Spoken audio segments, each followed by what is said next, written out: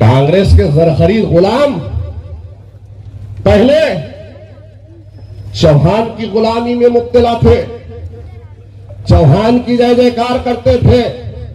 कभी तुम्हारे जबोहाली को ऐवान में बयान किया? क्या उस अन्ना ने विशालगढ़ पर आवाज उठाई? क्या उस अन्ना ने रामगिरी पर बोला? क्या उस अन्ना ने तुम्हारे रिजर्वेशन पर आवाज उठाई? जिसने खुद प्रेस के सामने आकर कहा कि पिछली मर्तबा 80,000 से यहां का सांसद जीता था, अब की बार बीजेपी का सांसद 2 लाख से जीतेगा।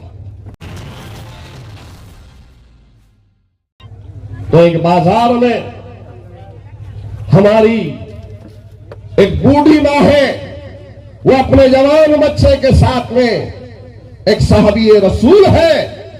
जब घोड़े पर बैठकर एक सहाबी रसूल आए और कहने लगे कि पर्दे के निफास का हुक्म आया, तो उसने अपने जवान बच्चे को कहा कि बेटे जा इसी वक्त चादर लेकर आ और आज और अभी इस हुक्म की तामील करना है। उस नौजवान बच्चे ने कहा, मां अभी तो हुक्म आया है, अभी तो हम घर के बाहर हैं, हम घर जाकर पर्दा कर लेंगे। तो उस मां के उस तारीफ के अल्फाजों को गौर से सुनो। उस मां ने कहा है कि रसूलुल्लाह सल्लल्लाहु अलैहि वसल्लम का पैगाम है कि खुदा न खास्ता घर जाने से पहले पहले अगर मैं फौत हो जाऊं, मैं मौत को गले लगा दूं, मैं मर जाऊं, तो कल अल्लाह की बारगाह में जाकर मैं नाफरमानों की फहरिस्त में शामिल नहीं होना चाहती हूं। यह है असल में दीन। अरे ऐसे ही अस्हाबिकन नुजूम कुरान में नहीं कहा गया है। अरे ऐसे ही रसूलुल्लाह सल्लल्लाहु अलैहि वसल्लम ने नहीं कहा कि मेरे सहाबा सितारों के मालिक थे, किसी एक की पैरवी कर दोगे फलाह को पहुंच जाओगे। मेरे प्यारे मुसलमानों, उस पर्दे को खत्म करने के लिए, उस हिजाब को खत्म करना चाहती है बीजेपी। तुम्हारी शरीयत में मदाखलत करते हुए शरई निफास का खात्मा, मुस्लिम तसल्ला का खात्मा करना चाहती है बीजेपी। तुम्हारी शहरियत को छीनकर डिटेंशन कैंपों में तुमको डालने की तैयारी की जा रही है, तो वहीं तुम्हारे आबा अजदाद की वक्फ की हुई जमीनें जो अल्लाह के नाम पर वक्फ की गई थी, उस पर नए नए क़वानीन बनाकर आपकी जमीनों को छीनने की कोशिश की जा रही है। तो वहीं नए नए क़वानीन बनाकर ये भारतीय जनता पार्टी तुम्हारे मदारिस दीनिया में मदाखलत करना चाहती है।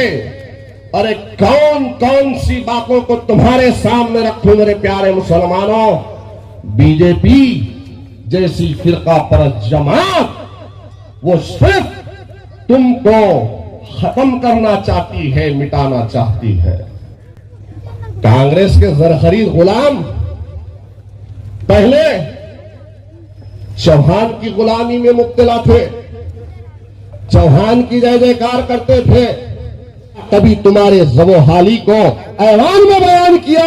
क्या उस अन्ना ने विशालगढ़ पर आवाज उठाई? क्या उस अन्ना ने रामगिरी पर बोला? क्या उस अन्ना ने तुम्हारे रिजर्वेशन पर आवाज उठाई?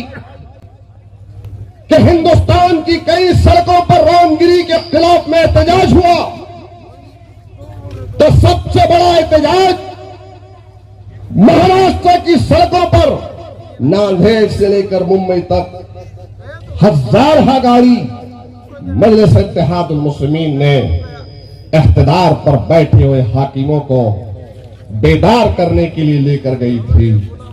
क्या यह हकीकत नहीं है कांग्रेस के गुलामों?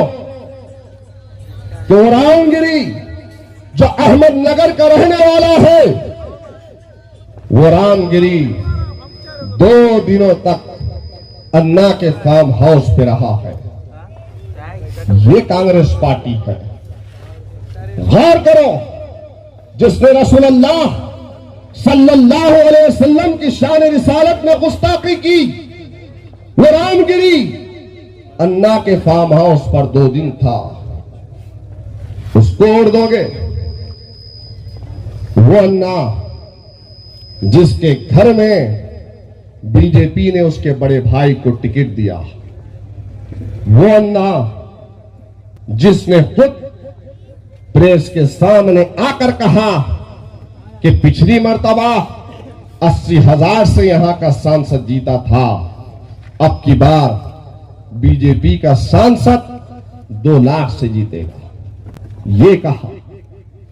अरे मेरे प्यारे मुसलमानों, एक तरफ बीजेपी है तो एक तरफ ये अन्ना है, तो दूसरी तरफ 12वीं पास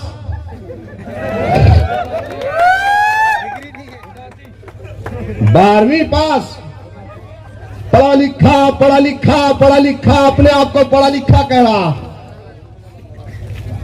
12वीं पास। सर्टिफिकेट कहां कहां से एफिडेविट के साथ में मेरे पास भी है वो। और फिर मुसलमानों के सामने आकर मुसलमानों को एहसास कमतरी में मुब्तला करने के लिए कह रहा है कि हम दक्षिण में 62,000 है, 63,000 है, 65,000 है। पढ़ा लिखा है या पढ़ा लिखा था तो कम से कम यादियों का जायजा लेता और आपको पलट के देखता, एक एक नाम का टीक करता और फिर बोलता। अरे कम से कम पढ़ा लिखा है तो ये तो जिम्मेदारी थी, लेकिन मुसलमानों को खैफ करने के लिए, एहसास कमतरी में मुब्तला करने के लिए ये बात कह रहा है। जानते हो हल्के हाजा जहां पर तुम और डालते हो, साउथ में, दक्षिण में हमारी मां बहनों के, हमारे नौजवानों के वोट कितने हैं?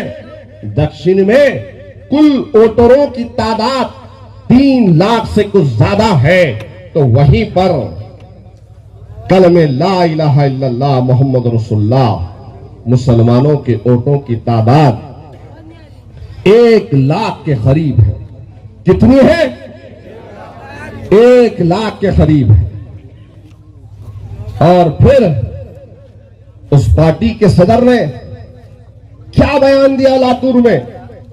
मोहम्मद अली साहब यहां पर मौजूद है, पूछो 10 नवंबर को उलमा इकराम की शान में गुस्ताखी करता है, कहता है शर्म नहीं आती। वो उलमा जिनके पैरों में बैठकर हम दीन को, मजहब इस्लाम को सीखते हैं, समझते हैं, वो उलमा इकराम जो अंबिया के वारिस है, उनके बारे में कहा जाता है, तो बताओ आज उसका उम्मीदवार उसकी तरदीद नहीं करता। और फिर 20 दिनों तक सिलेंडर में गैस नहीं थी। सही कह रहा हूं, गलत कह रहा हूं? 20 दिनों तक भाग रहा था, दौड़ रहा था, सिलेंडर में गैस नहीं थी, गैस खत्म हो चुकी थी। तो फिर एक साहूकार ने गैस भर के दिया, तो नाचते हुए दौड़ते हुए निकला और कह रहा है ये लो 20,000, ये लो 30,000, मेरी गुलपोशी करो, मोइन के जैसे जलसे लो, मजलिस के जैसे गुलपोशियां करो। और वो भी बोल रहा और अन्ना भी फिर अपनी कई मर्तबा वोट डाला हुआ हराम का पैसा लेकर आ रहा है, पैसों को तकसीम कर रहा है। इसके भी पैसे लो, उसके भी पैसे लो, दोनों के पास कैसा पैसा है सब कुछ बता दिया हो। दोनों के पैसे लो, कम दे रहे हैं तो ज्यादा की डिमांड करो, पैसा उनका लो। और वोट किसको ला लेंगे? वोट किसको ला लेंगे? पतंग को उड़ डालेंगे, क्योंकि शह नशीन पर जितने लोग हैं, मैं उनको बतलाना चाहता हूं, ये मेरा किला है, ये मल्लिया, ये मोमिनपुरा, ये हताई, ये नई मस्जिद मस्जिद, ये गरीबपुरा, ये करबला, ये कुमार टेकड़ी, ये मल्लिया, ये तकिया, ये सैयद मोइन की शान है। ये सैयद मोइन की शान को झुकने नहीं देंगे।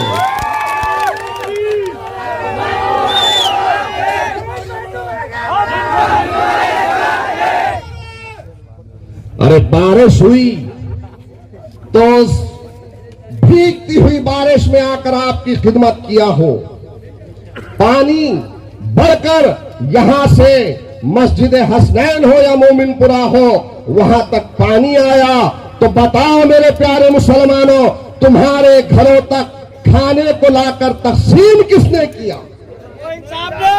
कौन किया? तुम्हारे सामान को उठाकर मैं और मेरे तमाम साथियों ने उस सामान को गनीपुरे में, लिबर्टी में शिफ्ट किसने किया? आपके दरमियान में लॉकडाउन में कौन पहुंचा? अरे लॉकडाउन में तकरीबन 2000 किट, जो 2500 रुपए की एक किट थी, उन किटों को आपके दरमियान में लॉकडाउन में मैंने तकसीम किया हो। अरे इतना ही नहीं किया बल्कि सिलेंडरों को तकसीम किया। मैं आज ये बात वाज़ेह इसलिए कर रहा हूं कि जो लोग आपके दरमियान में आपके हमदर्द बन के आ रहे हैं, पूछो उनसे कि जब कभी मल्लिया में कोई वाकया पेश आया तो आपके दरमियान में कौन पहुंचा? कहीं एक बच्चियां हैं, कहीं एक बच्चियां हैं जिनके शादियों के जहेज के लिए सामान को मैंने दिया। क्या मैं गलत कह रहा हूं? अरे कितने ऐसे काम हैं जिनको मैंने किया हो और करने का इरादा रखता हूं। मेरे प्यारे मुसलमानों, अपनों में और गैरों में फर्क को पहचानो। अपनों में गैरों में फर्क को पहचानो। आज मजलिस इत्तेहादुल मुस्लिमीन आपके दरमियान में यहां पर आई है तो हम काम करना चाहते हैं। यहां पर कई एक मसाइल है, पीने के पानी का मसला है, सड़क का मसला है, ड्रेनेज लाइन का मसला है, यहां पर स्ट्रीट लाइट का मसला है। अरे एक मर्तबा अगर मौका दोगे तो इंशाअल्लाह ताला, आज कुछ नहीं हूं तो इतना कर रहा हूं, जब कल आपके ऑटो से ये खादिम चुनकर आएगा तो मैं आपसे वादा कर रहा हूं कि जो मल्लिया, ये जो मोमिनपुरा, ये जो इलाका पिछड़ा हुआ समझते हैं, उसको ऐसा चमकाऊंगा, ऐसा चमकाऊंगा कि इंशाअल्लाह ताला इसको एक मिसाल बनाऊंगा।